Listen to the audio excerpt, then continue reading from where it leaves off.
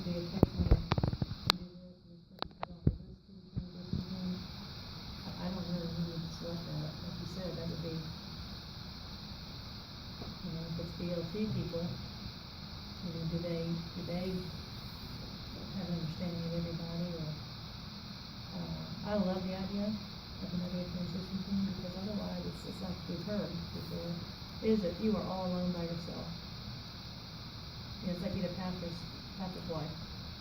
You got a lot of issues on your heart because your husband comes home and can't share everything with you because it's confidential, but there is nobody else you can talk to. You are yourself. You're all by yourself in that position. Yeah.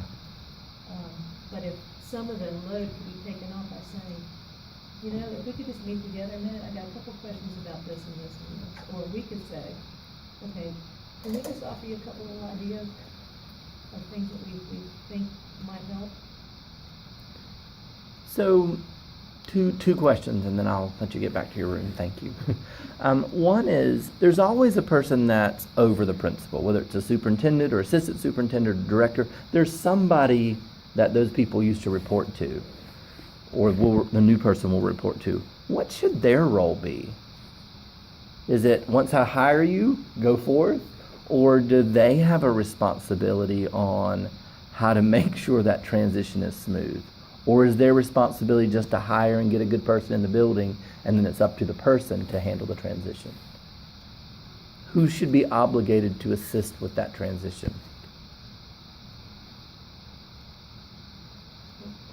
Ultimately, the person who hires the person, but I guess they could have other people that come in, but otherwise you're setting the person up for failure. I mean, who do we go to if something's not working?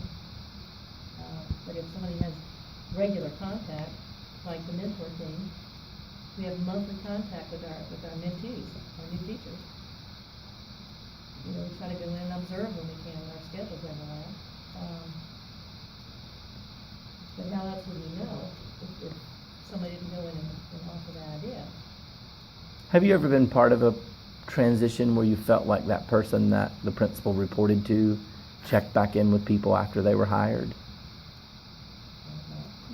No. There's lots of shaking heads. No, not that we know of. I mean, I don't either. Unless there's been a complaint. Unless there's been a complaint. So, this is total theory moment, is that there could be value of there being an outsider, me for instance, okay, who doesn't have skin in the game, who could be helpful in transitioning those people. An outside, basically a consultant who helps with that transition, who is able to assess the situation and give that so names can be changed to, help people. What do you think about that? Is that silly? Should the people be able to handle it themselves? Or is there a situation where it's just hard for incoming person and outcoming person not to make it personal, and there could be value in a third person? Or does that seem kind of silly that we'd have to get to that level? I think it could be very helpful. I mean, we all have the same goal, success for the children. I think it could be very supportive. It's like the principal needs a support system, just like we support each other as a grade level and as a staff.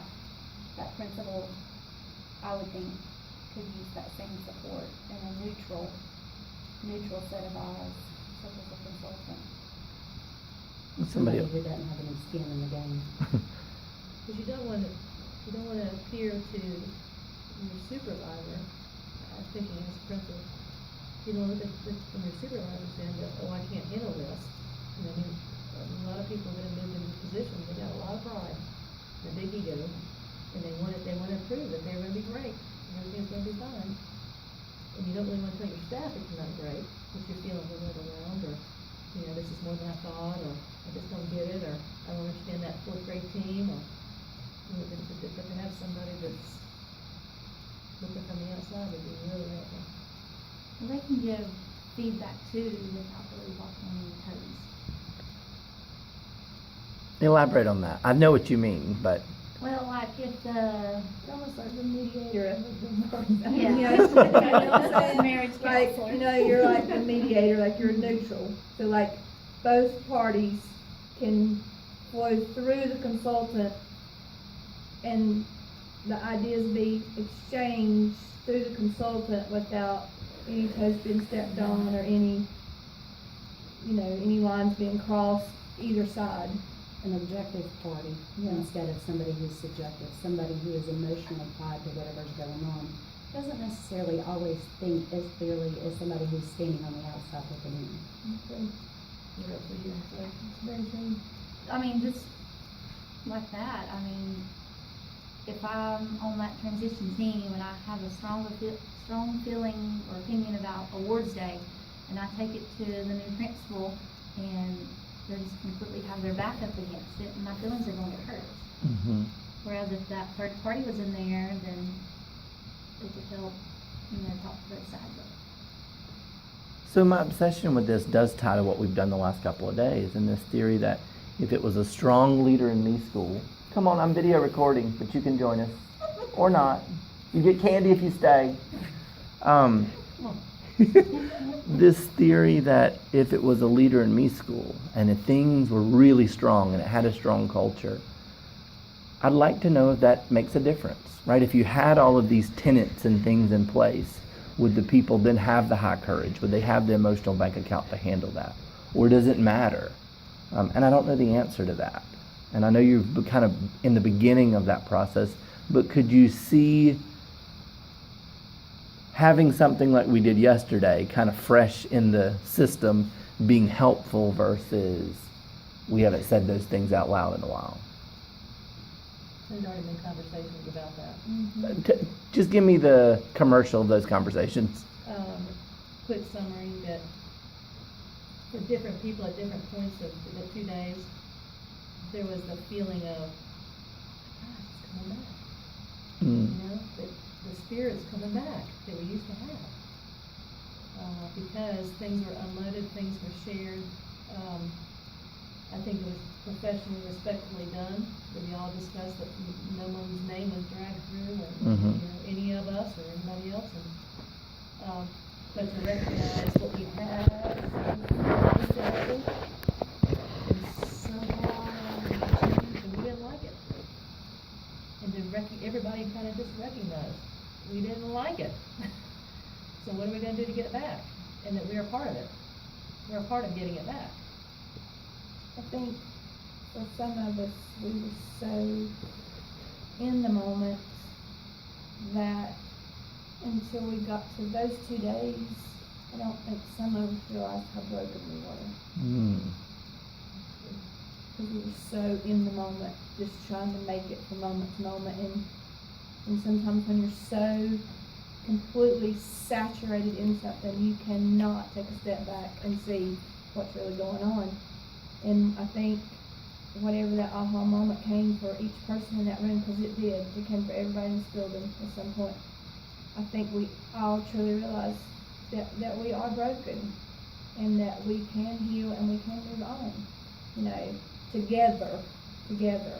And it's just staying on that track and going on that journey one step away, to be able to get back to where we were at. And for the people who never got to experience that, just the gratification of them being able to experience that because of when they've chosen to join our family.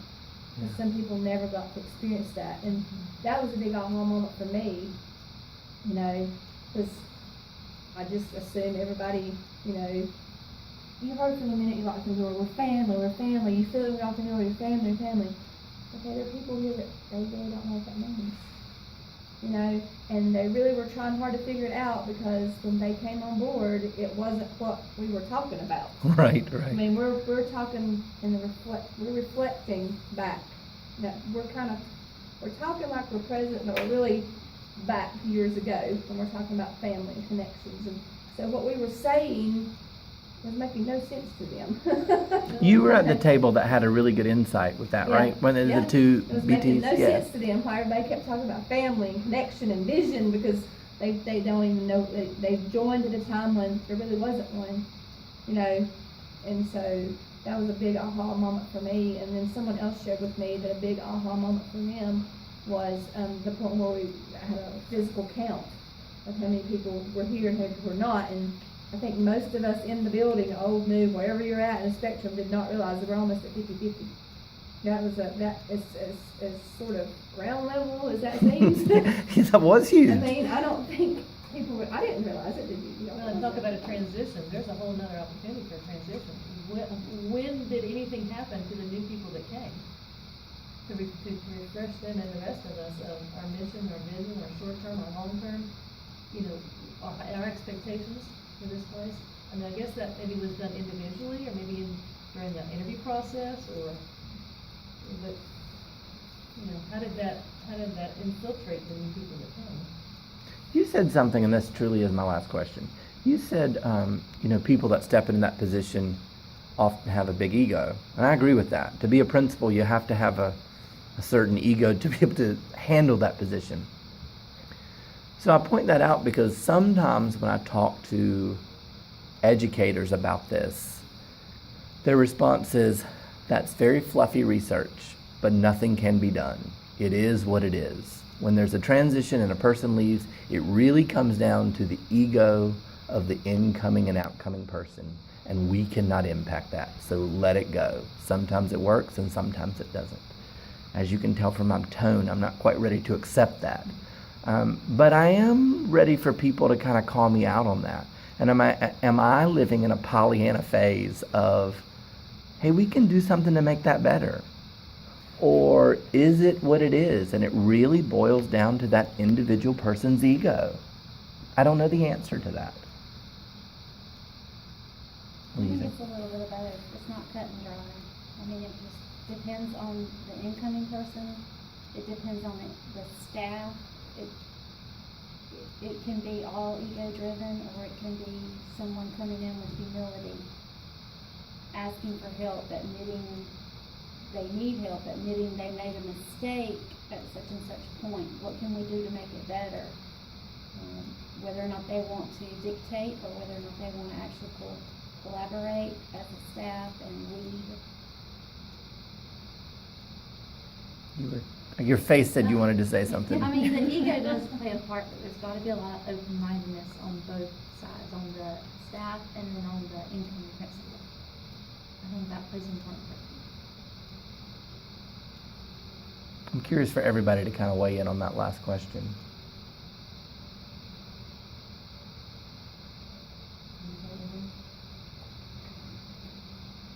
I mean, does it boil down to that person? You've lived through a difficult transition.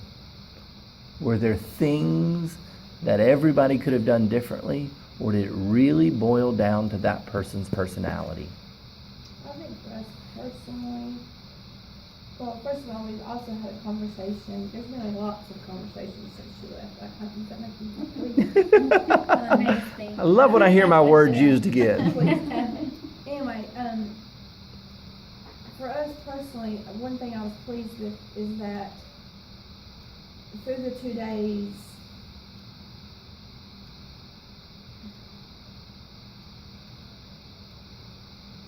I think everyone here is on the same page. We needed a transition, but there was no hard feelings on the staff's part whatsoever, and only the best genuine well wishes for the outgoing person.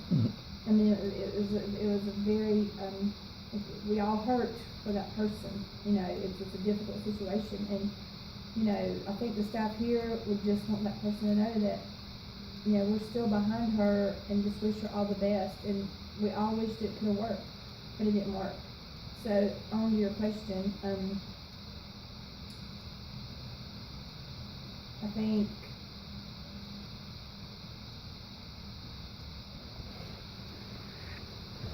I don't know. I thought I had an answer, but I don't think I know what I want to say. Because I've worked for a lot of principals, and pretty much, it can go either way. You have a visionary, and you follow that visionary, and it's their way or the highway, or you have someone who is a visionary but yet willing to accept suggestions because they don't see that as you question their authority or trying to drain their ego.